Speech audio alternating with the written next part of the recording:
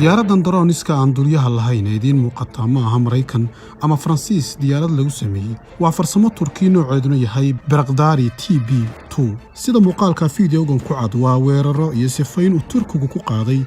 Con Oston hogaamiyihii ugu cadcaddaa ee ururka PKK ee maamulka Sinjar ee waqooyiga Ciraaq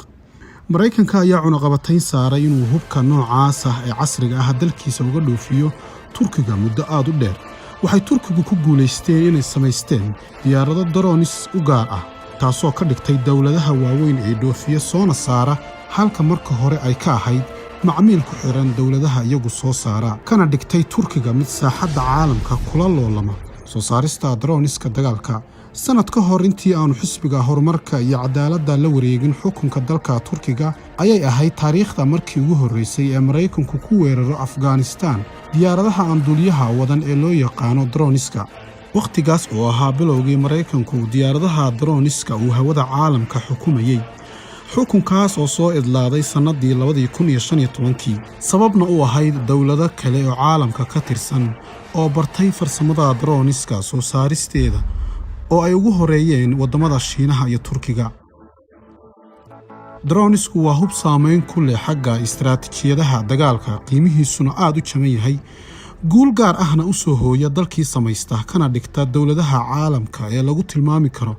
quwadaha khatarta ah laakiin sidee buu Turkigu uga mid noqday dawladahaas khatarta ah runtii arrinkani waxa uu qaatay waqti aad u dheer iyo daandaansi badan oo loo geystay dalka Turkiga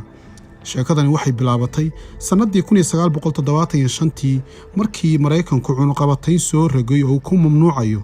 inuu hubkiisa u dhoofiyo Turkiga sababo la xiriira weerarkii Turkigu ku qaaday Qubrus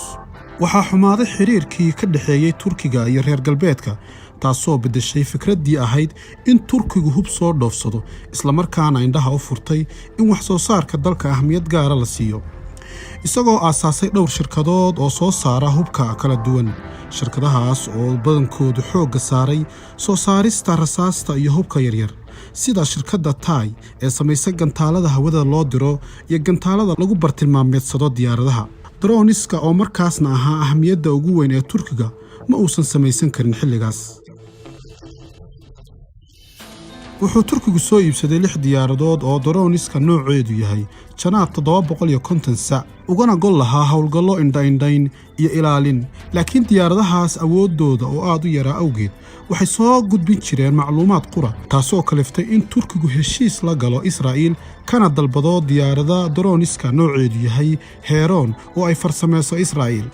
balse 5 sano kadib ayay Turkiga u suura gashay inuu helo diyaaradahaas markaas oo ahayd sanadii 2006 droneskan ay ku rakiban yihiin kaamarado laguna hagayo remote ayaa muddo kadib droneskii xumaadeen eedayna Turkigu u jeediyay Israa'iil in falkaasi ay ka dambeeyeen waxaana dib ugu celiyeen droneskii Israa'iil si loo cilad bixiyo arintaas oo iyana qaadatay sanado kale waxa markaas droneska in la daaro u qaabilsanaa farsamayaqaano Israa'iiliyiin ah arintaas oo Turkiga walaac ku abuurtay in sawirada iyo muuqaalada hawlgallada uu rabo Turkigu inuu fushado ay sii mari doonto sirdoonka Israa'iil ugu horeynba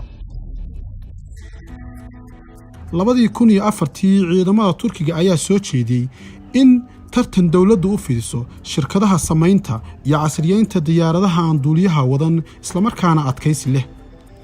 waxaana tartankaas ku guuleystay shirkadda Turkiga ee samaynta gantaalada hawada loo diro ee loo soo gaabiyo TAI guulihii u horeeyay waxay ku soo bandhigtay soo saarista diyaaradda Anka taasoo awood u leh inay ku duuli karto joog sare cabirkiisuna yahay 30,000 oo fiid muddo 24 saacadood hase ahaatee dhalisay inay ku burburto hawada 10 daqiiqo gudahood kadib markii ay kacday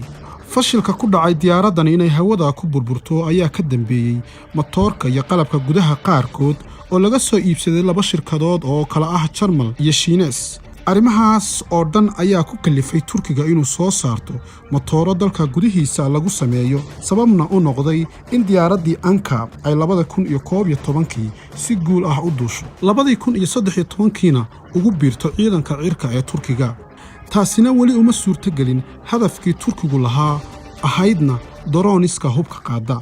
diyaaradaha droneska ah ee ay soo saarto shirkadda TAI ayaa ahaa kuwa ku koobnaa indhayn iyo saadaalin kaliya laakiin markii weerar ay noqoto waxa laga marmaan ah diyaaradaha darooniska ah ee hubka xambaara. jiilkii labaad kaliduul. Maraykanku umuusan ogolaan inuu diyaaradihiisa nooca ugaarsiga loo yaqaano uu ka iibiyo Turkiga sababo la xiriira cilaaqaadka Israa'iil kala dhexeeyay Turkiga oo aad u xumaa. sidaas awgeed Turkiguna go'aansaday inuu kali duulo, wuxuuna sanadii 2015 uu ahmiyad gaar siiyey inuu samaysto diyaaradaha dagaal ee aan duuliyaha wadin. wiil dhalinyaro ah oo 26 jir ah una dhashay dalka Turkiga laguna magacaabo Saljuuq Bayraktar ayaa waxa uu mas'uuliyiin dawladda ka socday ku qanciyay inay ka soo qayb galaan bandhig uu markaas ku soo bandhigayo diyaarado aan duuliyo wadin oo daroon gacantiisana uu ku sameeyay. xilliga ka hor oo ku beegneed 2007 waxa uu Saljuuq ka soo shaqeeyay shirkad ay qoyskiisu leeyihiin oo lagu magacaabo Bayraktar Makina una soo saaray ciidanka 19 diyaaradood oo nooca aan duuliyaha wadin. sanadkii 2015 ayuu soo bandhigay diyaarad cusub oo uu markaas gacantiisa ku sameeyay oo lagu magacaabo Bayraktar TB2. diyaaraddaas oo ku guulaysatay inay duqayn ka geysato masaafo dhan 8 kiiloomitir wax ka fog ayna ku duulayso 4 kiiloomitir oo joog sare ah. isla sanadkaas gudihiisa waxa Saljuuq oo ahaa ninkii farsameeyay diyaaradda waxa uu guursaday gabadh uu dhalay madaxweynaha Turkiga Recep Tayyip Erdogan, gabadhaas oo lagu magacaabo Sumaya. diyaaradaha Bayraktar TB2 waxay lafdhabar u noqon doonaan ciidamada cirka ee Turkiga. awoodaheeda farsamo ee casriga ah ay diyaaradani wadato ayaa u fududeysay inay 7.3 kiiloomitir oo joog sare ah ku duusho muddo 24 saacadood isla mar ahaantaana ay xambaari karto awood culayskeedu yahay 55 kiilogram. bishii 6 ee sanadii 2019 waxay diyaaraddu dhigtay rikoor caalami ah 100,000 oo saacadood oo duulimaad in ka yar 4 sannadood. guulaheedii isdaba joogga ahaa oo ay ku bartilmaameedsanaysay ururada hubaysnaa ee Kurdiyiinta ayaa Turkiga waxaa kale uu go'aansaday in bartilmaameedyada uu ku ballaariyo diyaaradihiisana uu isticmaalo inta ku hareeraysan xeebaha labada badood, taasoo dhalisay khilaaf Giriiga iyo Qubrista uga yimi. midaas kaliya kuma eeka ee Turkigu waxa uu 12 diyaaradood oo nooca Bayraktar TB2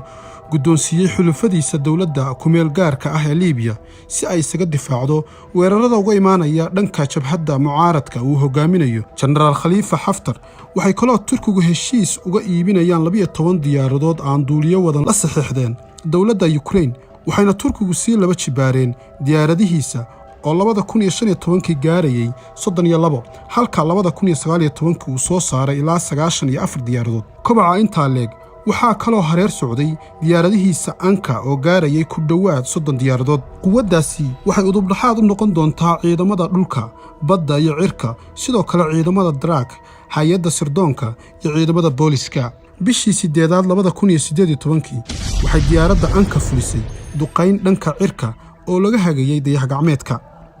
jiilkii saddexaad darooniska ku duulaya gantaalo casri ah. horumarkii baaxadda weynaa ee uu ku tallaabsaday Turkigu dhanka soo saarista darooniska sanadii 2019 waxay labada diyaaradood ee Bayraktar iyo Anka dhigeen wacdaro duulimaad in ka badan 24 saacadood. hase ahaatee labada diyaaradood waxba kama aha markii loo barbar dhigo diyaaradda jiilka cusub. diyaaradda Akinci waxay ka mid tahay diyaaradaha jiilka saddexaad qaab ahaan iyo samays ahaanba, dhererkeeduna gaarayo 20 mitir baal ilaa baal, awoodna siinaya diyaaradda inay ku duusho 15,000 oo kiiloomitir oo joog sare ah, halka ay xambaari karto culays u dhaxeeya 450 kiilogram ilaa 900 oo kiilogram, taasoo u sahlaysa xambaaridda gantaalada loo yaqaano cruise iyo sawaariikhda lagu bartilmaameedsanayo dherer cabirkiisu gaaraya 600 oo kiiloomitir. waxayna diyaaradani leedahay raadaar casriya, shabakad isgaarsiineed oo dayax gacmeedka laga hagayo iyo hab lagula dagaalamayo burcadda internetka ee soo weerara systemkooda. dawladda Turkigu waxay ku tala jirtaa inay soo saarto in ka badan 36 diyaaradood ilaa inta laga gaarayo sanadda 2022, iyadoo u fududaynaysa shirkadaha soo saaraya inay ka cafiso canshuurta ayna u fudiso taageero maaliyadeed. waxaana suurtagal ah in Akinci ay bedeli doonto diyaaradaha F-16 hawlgallada ka dhanka ah PKK,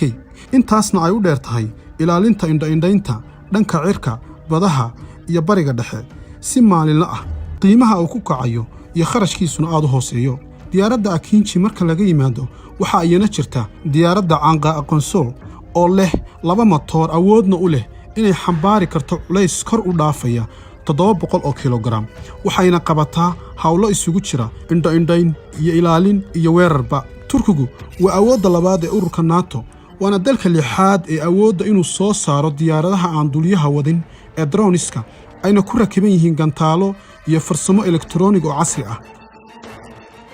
laakiin barnaamijkeeda gaarka ah ee ku saabsan droniska waxaa barbar socda isku filnaanshaha uu rabo inuu ka gaaro dhanka soo saarista hub u gaar ah. Si uu u gaaro isku filnaansho dhanka hubka ah wuxuuna soo saaraa baabuurta gaashaaman, doonyaha dagaalka, diyaaradaha helikabtarka iyo dayax-gacmeedyada. shirkadda Saad Shipbuilding oo himiladeedu tahay inay soo saarto maraakiibta dagaalka ee diyaaraduhu ka dulkacaan, iyadoo shirkadda Outcar ay ku guulaysatay samaynta taangiga lagu magacaabo Altai oo kasbaday sumcadda sanadii u dambeeyay. dhanka kale shirkadda Aselsan oo u qaabilsan farsamada qalabka ciidanka elektarooniga ah ayaa ku guulaysatay inay u dhoofiso qalabkeeda in ka badan 60 dawladood oo caalamka ah. Hawarun Turkigu soo saarista hubkiisa wuxuu ka leeyahay ahdaaf siyaasadeed iyo mid dhaqaale. Tan koowaad baahideeda hub ee dhanka dawladaha reer galbeedka iyo Mareykanka ayay ku dhimaysaa, mana noqon doonto go'aamadeedu mid ku xirma cunaqabatayn hub taasoo sanadihii hore uga imaan jiray Jarmalka iyo Mareykanka. Tan labaadna waxa u suuragali doonta inay hubkeeda u iibgeyso caalamka, halkaasna ay ka hesho kobac dhaqaale oo aad u sareeya. dhoofinta hubkeeda hadda ma dhaafsiisna 3% marka loo fiiriyo dhoofinta hubka ee caalamka intiisa kale. inkastoo ay aad u yar tahay, haddana sanadihii u dambeeyay laga soo bilaabo 2016 laba jibaar ayuu kobcay. sidaas awgeed Turkigu wuxuu ku socdaa xawli dhanka awoodda, wuxuuna ku caanbaxay soo saarista droniska, hubka dawlad walba oo awood leh dunida maanta ku taamayso dagaalada mustaqbalka.